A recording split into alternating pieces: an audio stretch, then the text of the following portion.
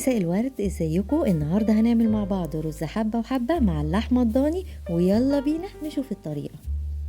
اول حاجة نقول بسم الله. طبعا المية بتاعتي ابتدت تغلي ومجهزة كيلو من اللحمة الضاني. طبعا زي ما احنا عارفين اللحمة الضاني دي يعني مليانة دهون، ومش اي حد طبعا بيحبها. اول ما المية تبتدي تغلي هنزل بقى عليها باللحمة.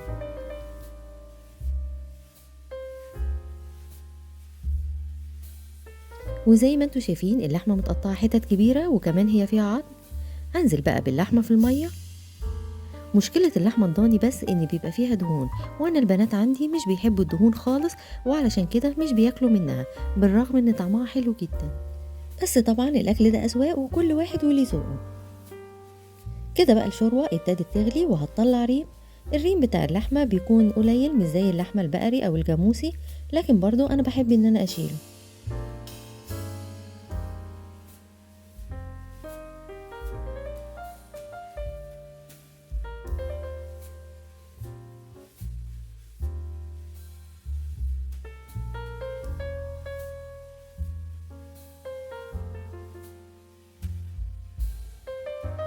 نحط بقى عليها ورقتين 3 ورق لورا، ومعايا 3 بصلات وسط مقطعهم نصين،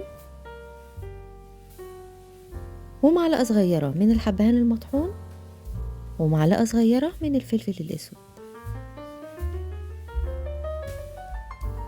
وهدي بقى الشوربة كده تقليبة واسيبها لحد ما اللحمة تتسلق.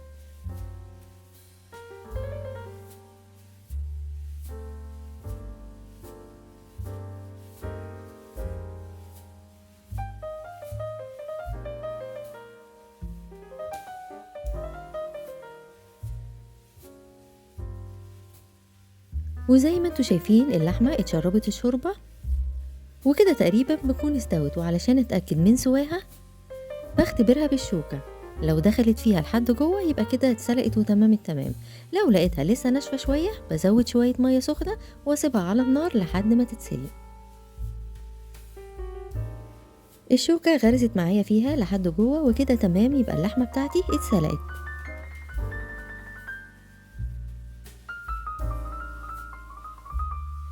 اخر حاجة بقى هنحطها على اللحمة وهي الملح. طبعا لان احنا لو حطينا الملح من الاول ده بيخلي اللحمة تاخد وقت اطول في السوى، لكن علشان ما حطيتش الملح تقريبا كده ما كملتش معايا ساعة وكانت مسلوقة.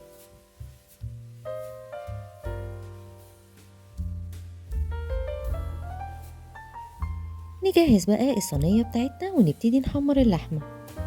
هحط بقى كمية قليلة جدا من الزيت. طبعا زي ما قلت لكم اللحمة دي مليانة دهون، فمش مش محتاجة ان انا احط لها زيت كتير. اول بقى ما الزيت بتاعي يسخن هحط عليه اللحمة، وهبتدي بقى احمرها يعني بالطريقة العادية اللي كلنا عارفينها. على فكرة في العموم أنا بحب أما أحمر لحمة أو أحمر فراخ بحط عليها سمنة مش زيت. بس أنا حطيت زيت لأن اللحمة دي زي ما قلتلكوا فيها دهون، فطبعا ما ينفعش بقى تبقى دهون ونحط كمان سمنة، هتبقى تقيلة جدا. فعلشان يعني تبقى خفيفة شوية شوية وتبقى دايت يعني حطيت عليها شوية الزيت دول. بس طبعا لو حد فعلا بيعمل دايت يبعد خالص عن اللحمة الضاني.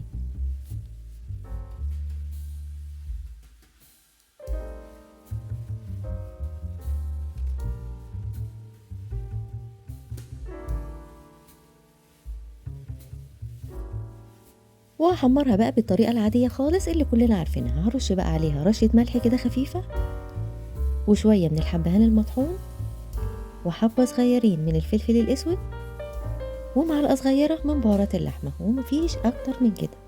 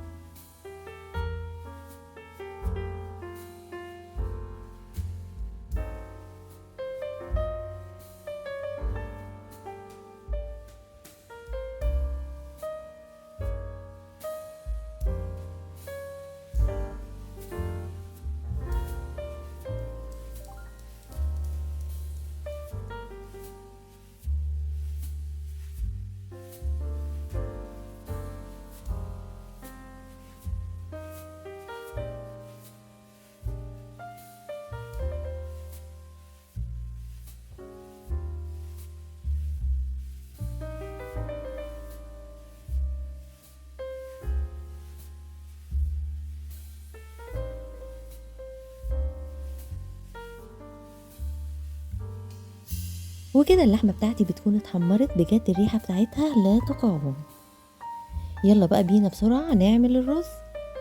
اللحمة خلاص اهي بقت جاهزة. هحط بقى شوية زيت كده حلوين، ومعايا تقريبا كيلو رز. هقسمه نصين، هحط نص في الأول والنص التاني هنحطه بعدين.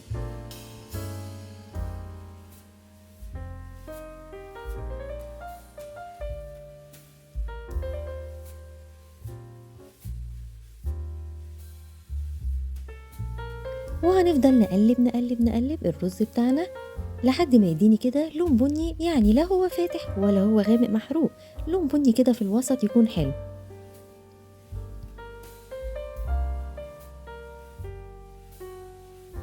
وزي ما انتوا شايفين الرز ابتدى ياخد لون معانا، بس انا عايزاه يبقى اغمق من كده. اهم حاجة ان احنا ما نسقش من التقليب علشان ما يتلسعش ولا يتحرق مننا. وهو ده اللون البني اللي انا عاوزاه بالظبط. ممكن بقى ان احنا نستخدمه كده، وممكن ان احنا نحط عليه مكرونة شعرية.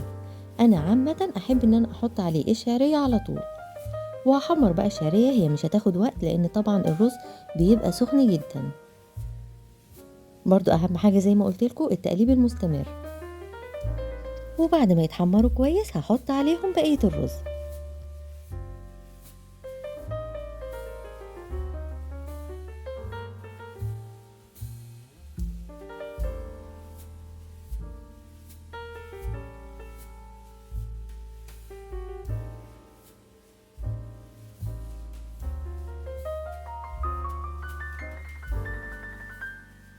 ونرجع بقى نقلب الرز بتاعنا كده تاني ونفلفله علشان يفلفل كده معانا وريحته تجيب لآخر الشارع.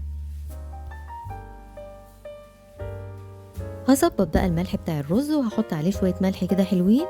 طبعا الملح ده بيبقى على حسب الرغبة وعلى حسب كل واحد ملحه قد ايه في الأكل. ورشة كده من الحبهان المطحون، ورشة صغيرة من الفلفل الأسود. واللي مش حابب يحط ولا حبهان ولا فلفل عادي مفيهاش مشكلة.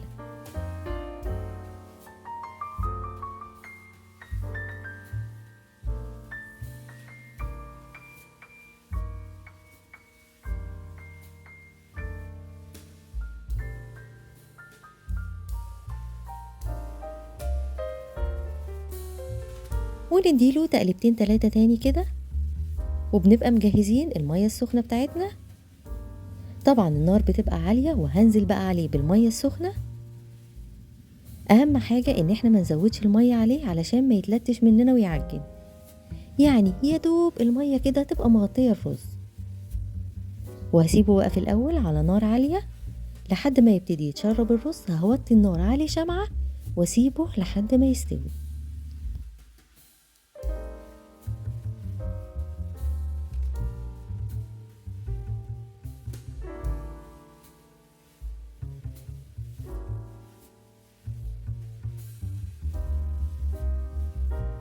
وده الرز بتاعي بعد ما استوى. زي ما انتوا شايفين بقى كده الرزاية برزايتها ومفلفل وزي العسل.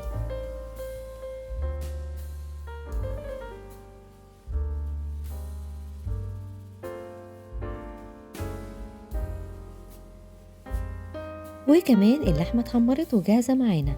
يلا بقى بينا نقدم الطبق بتاعنا. وده الطبق بتاعنا النهاردة، بجد طبق تحفة. انا عملت كمان معاه شوية ملوخية خضرة. أكلة بجد جامدة جدا وتدفي جدا في الشتاء. شايفين اللحمة دايبة ازاي؟ والله مش مستحملة حتى المعلقة. بجد اللي ما جربش اللحمة الضاني دي فايته كتير قوي في الأكل.